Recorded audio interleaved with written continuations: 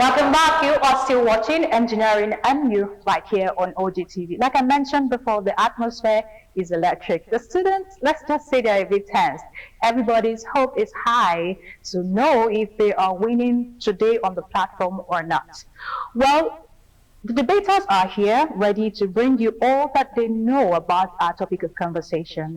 Let me introduce to you our judges on the program today. Hello, judges. Yeah, it's a beautiful evening today, and I'm so happy to be here. My name is Engineer Oluwashino Bambele Agbaji, MNSC. I'm nice. Thanks for having me here today.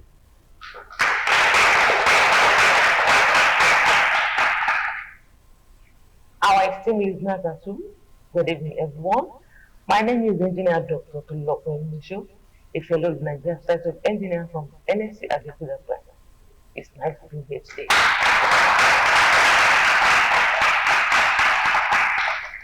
Alright, good evening, everyone. My name is Ifelolu Olubebi, MNSC, MNIAE, a member of the Abemka branch of the Nigerian Society of Engineers. Good to have you all here. Good evening.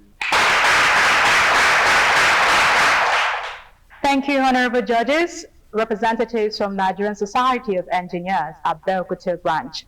Without taking much of your time, I'll be introducing our amiable timekeeper. Hello, timekeeper Adewale Adenuga.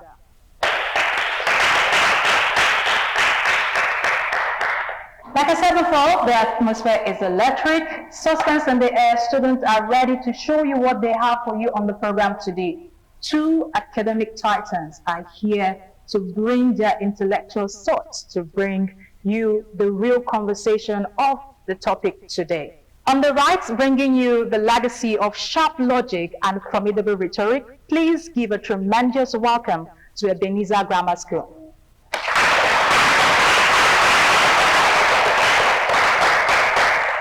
And to counter every argument across the divide is the formidable challengers, Baptist Girls College at Belkuta.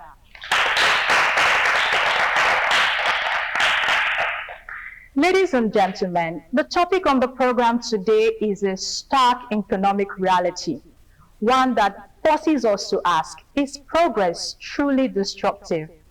The topic on the program today looks at technological innovation, a threat, a death threat new to many current professions in Nigeria. Well, I'm going to leave you and the debaters to know if this question is truly here to stay or not. The clock is ticking, the stage is littered already, but I'm going to let the judges walk us through the criteria for debating on the program today. Back to you, judges. Okay, thank you to the debaters. We would like to keep you informed so that you know what to work with. So, for your time, the time is going to be 2 minutes for 3 rounds and a minute added, making 7 minutes for each of you. So, under the first 2 minutes and the second 2 minutes, you clarify your technical contents. The third 2 minutes is going to be your rebuttal, and the last 1 minute is going to be your summary. So secondly, your grade is broken down into 40%, 40%, and 20%, which is 100 altogether. The first 40 is the technical content. The other one is your use of English, which comprises of the tenses, the composure, the dressing, and the grammar.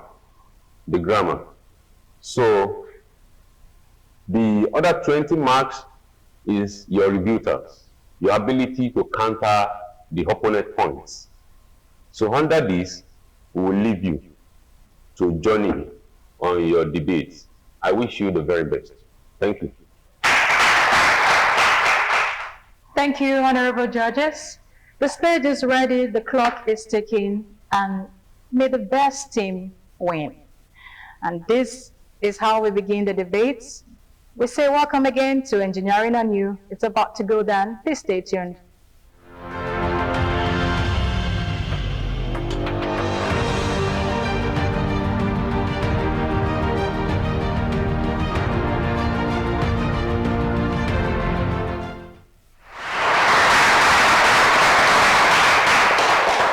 The sound of progress is often sweet, but today we hear the sound of progress is often sweet, but today we hear the sound of undeserved displacement of professions. Technology innovation is the application.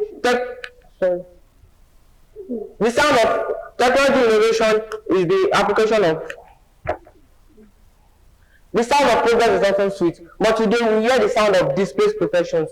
Technology innovation is the process of creating new improved products or services by the application of scientific knowledge and engineering knowledge. Good day, Mr. Chairman, distinguished panel of judges, active timekeeper, co-debaters, ladies and gentlemen. And I am Adelako Stephen, and today I wholeheartedly affirm the motion that technology innovation is truly a death knell to many current professions. The death knell is a signal of utter demise, while profession is a paid occupation involving prolonged training and formal qualification. Mr. Chairman, sir, I now move from content to completion with the presentation of the following points. First, technology automates professions, making them totally redundant. Technology's core function is to erase the necessity of human work through cheap algorithmic efficiency. When automation allows self-checkout, the cashier profession dies. When simple software takes over routine tasks, the typist and travel agent professions vanish forever. This is not transition. This is a calculated, uncompensated extinction of entire fields of human work, and this is a definite sound of death knell. Also, the devaluation of white-collar expertise. Technology innovation doesn't just eliminate, it devalues and turns highly skilled white-collar professions into low-wage, high-stress commodities. The argument is simple. Why hire 5 analysts if only one human and one AI can do the job? A 2023 Goldman Sachs report states that the generative AI could do the equivalent of 300 million jobs globally. The sound of the death knell is market forces concluding that your human expertise is now worth almost nothing. In addition, the insurmountable barrier to reskilling and retraining. The supposed solution of reskilling and retraining is a core illusion, a technological appetite that pays no path for display. Let me ask you, can a 55-year-old factory worker in Abeokuta afford the time and the cost it takes to offer a complex programming course? The answer is no. This means that the death knell for profession is for the marginalized, while the main jobs are only exclusive to the elite. In conclusion, Mr. Chairman, sir, we have demonstrated that technology innovation is truly a death knell to many current professions. My opponent will preach optimism, but let me ask them, is replacing a secure broad foundation of professions with precarious neutrals an act of progress, or a corporate destruction dressed in the flag of optimism? And should we sacrifice long-term national intellect for short-term gains? No. I believe with this point, the sound of the death knell is undeniable. The motion must stand affirmed. Thank you.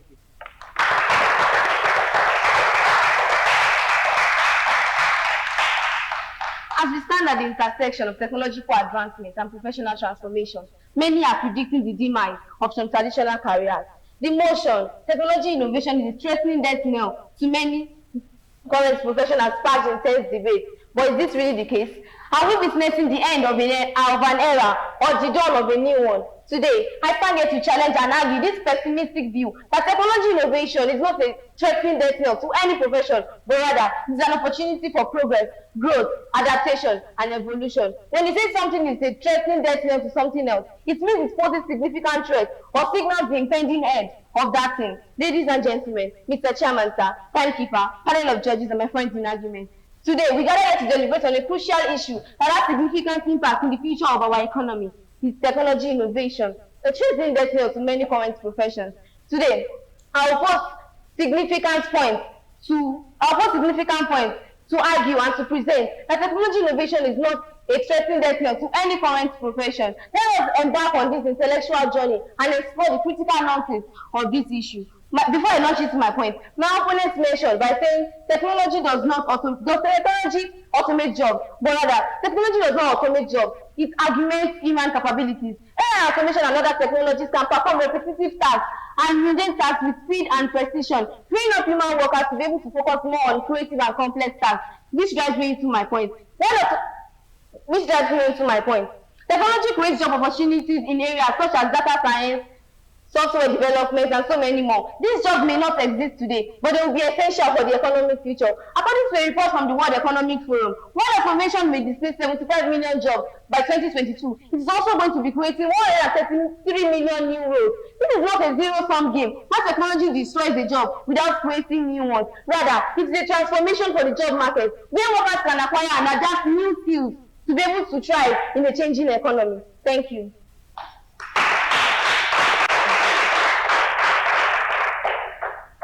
Standing on the existing protocol, my name is Akeshola Saidat, a bona fide representative of Ebenezer Grammar School Senior Berekoda Abeokuta. I rise to reinforce our stand and expand our already established case that technology is a detriment to many current professions with the following points. First, technology makes professionals over-dependent on machines. A 2020 report from the World Economic Forum highlighted that 44% of worker skills will be disrupted over the next 5 years. Nowadays, doctors rely on AI to detect illnesses, architects depend on software for design, and even students depend on AI tools to write essays. When machines take and humans only follow, we are no longer in control of our own professions. Secondly, the destruction of cultural and niche professions.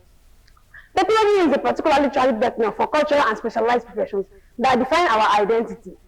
For instance, while AI can generate 1,000 flawless designs, it cannot replicate the unique texture of a master tailor or the inherent culturally relevant wisdom of a traditional storyteller. So, we maintain that technology is silencing the unique voices that gives our nation its distinct human identity. In addition, the loss of national sovereignty over data. Our final irrefutable point is that technological innovation is a death knell for our professionals who want to protect national sovereignty and data security. According to cyber security ventures, global cybercrime damages will reach $10.5 trillion by 2025. By automating and digitizing, we hand over the keys of our nation to external invisible threats, thereby making our nation more fragile.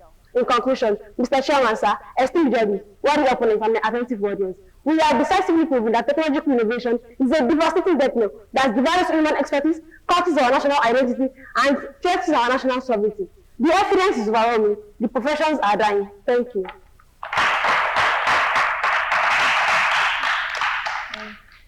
While it's true that technology changed the way we work, it doesn't spell doom on professions, it evolves them. Albert Einstein said, and I quote, "The human spirit prevails over technology."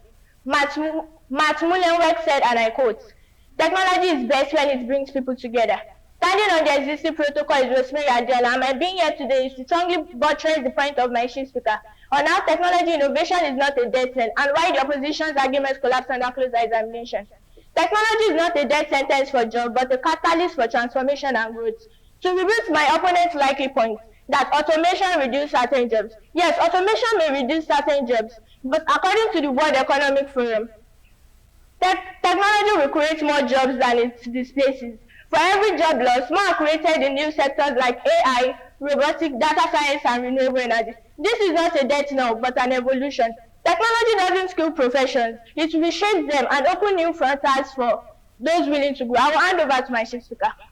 My opponent said that time, I read about the jobs that have already been replaced. Why it is true, I mentioned earlier that it is not a zero-sum game, where technology destroys jobs without replacing them. This has led to increased productivity and efficiency in some industries.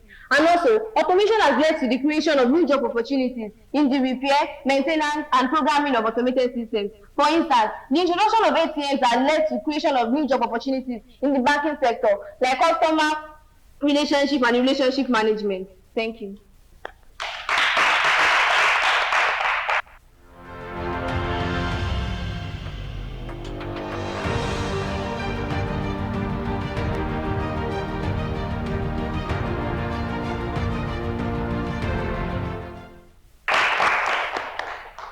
Mr. Chairman, sir, I write something not to repeat our definitive case, but to dismantle the fortress our opponent has tried to build.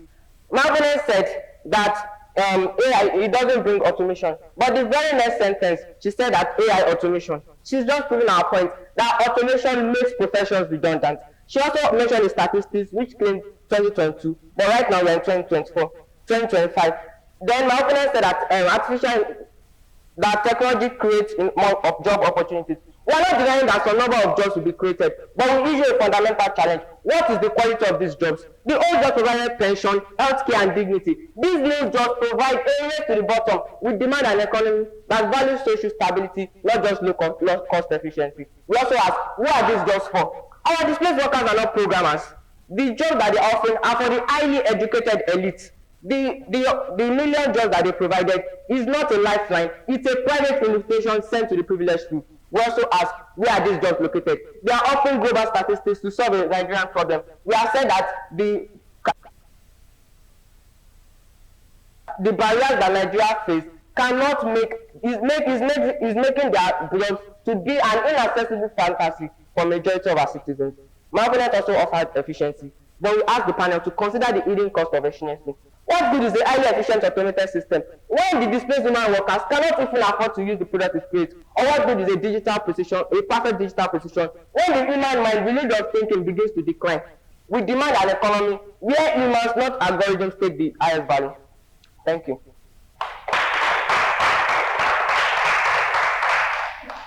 Before I dive into my point, my opponent mentioned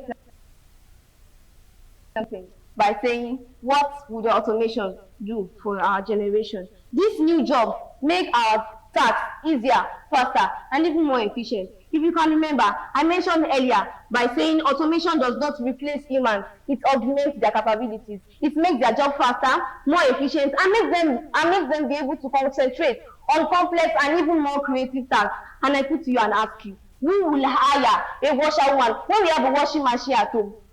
Who will hire a washerwoman when we have a washing machine at home to make our job easier and faster? Can I ask you? Can we let our fear determine our future, or should we just harness technology for a better world? Is technology going to be the architect of our downfall or the key to unprecedented future? I leave the questions in your mind. Thank you.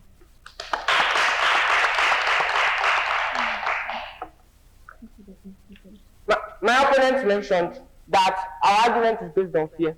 We do not fear innovation. We fear uncompensated displacement, leading to the death knell of professions.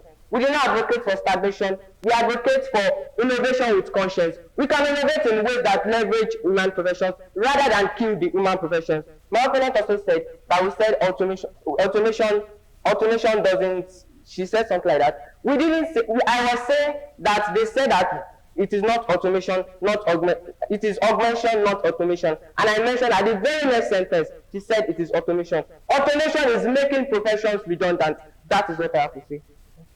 In summary, we are proving that technological innovation is a devastating death knell that devalues human expertise, causes our national identity, and threatens our national sovereignty. The opposition tries to trap us by calling us fearful, but we are not afraid of change. We are courageous enough to demand accountability. The choice is simple. Do we value the dignity of a human job or the code efficiency of an algorithm? Thank you. Fear, you say.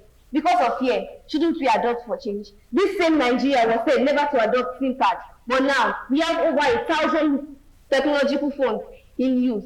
Now, in conclusion, as we navigate the complexities of technology innovation, let us not be defined by the tools we create, but by the choices we make. Let us build innovation for the forces of good, bridging gaps, fostering inclusivity, and elevating human progress. Together, let us create a world where technology serves humanity and not the other way around, where progress is measured based on the positive impact it has on our lives. Once again, I remain Mudikola Akinadi, an aspiring leader from that prestigious Baptist Girls College. Idiaba, where it is a magical journey. I rest my case in the capable hands of the respected judges. Thank you.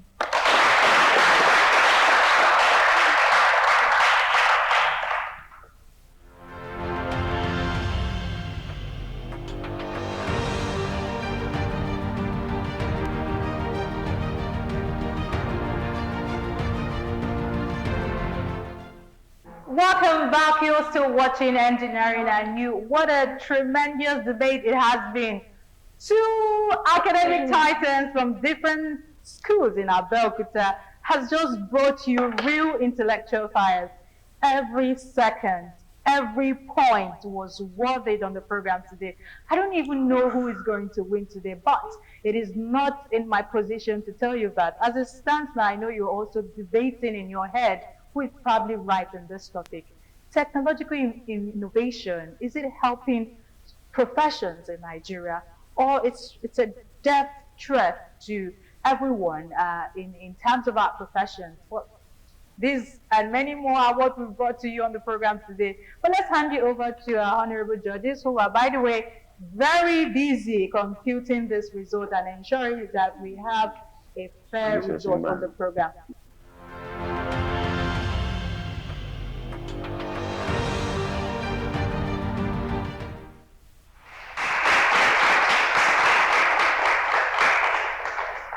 Over to you, judges. What do we have for the results?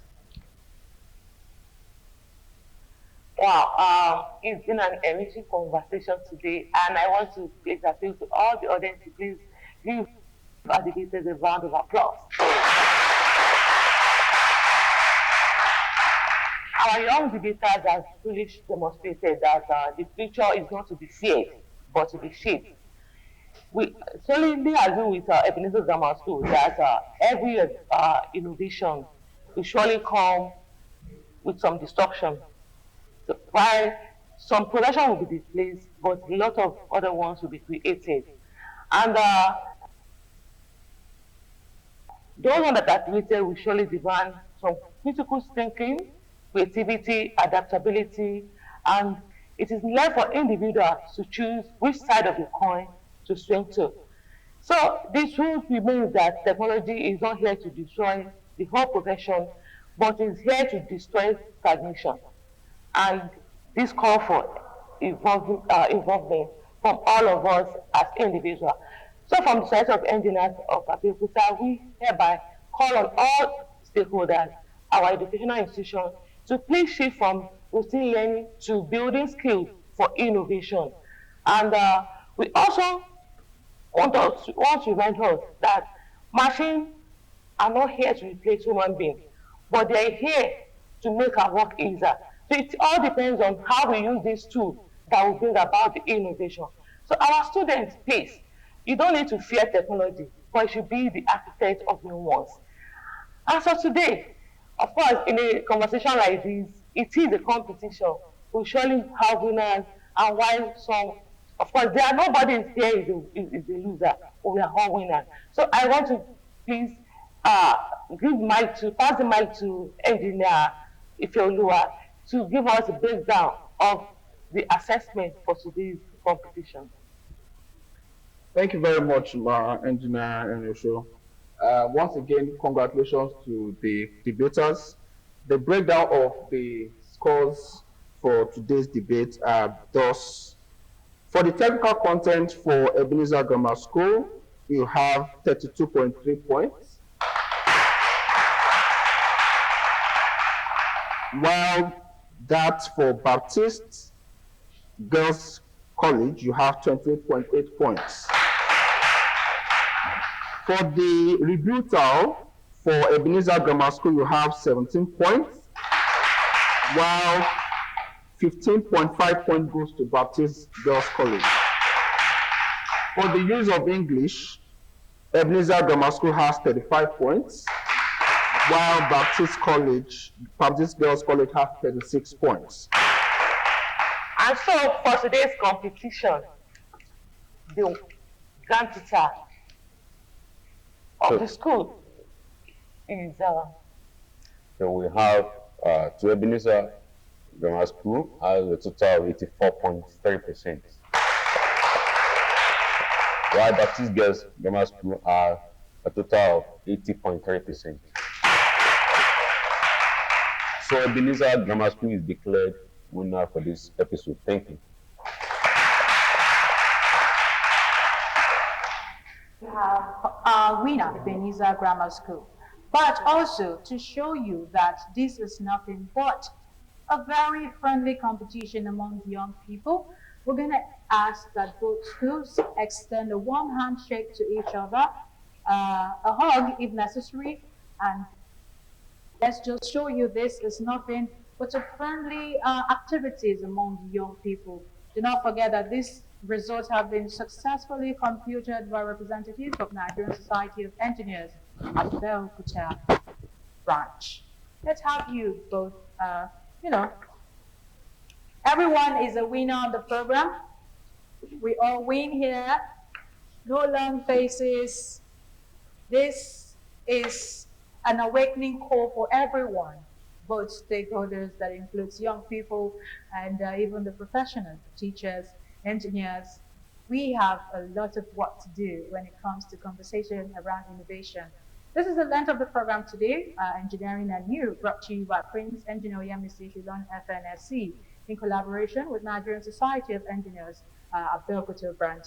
Thank you, honorable judges, for your work today. And of course, our timekeeper, everyone who has worked behind the scenes to ensure we have a successful production. We'll see you next week, God willing, where we'll bring you further conversation on engineering. Please stay tuned. Bye for now.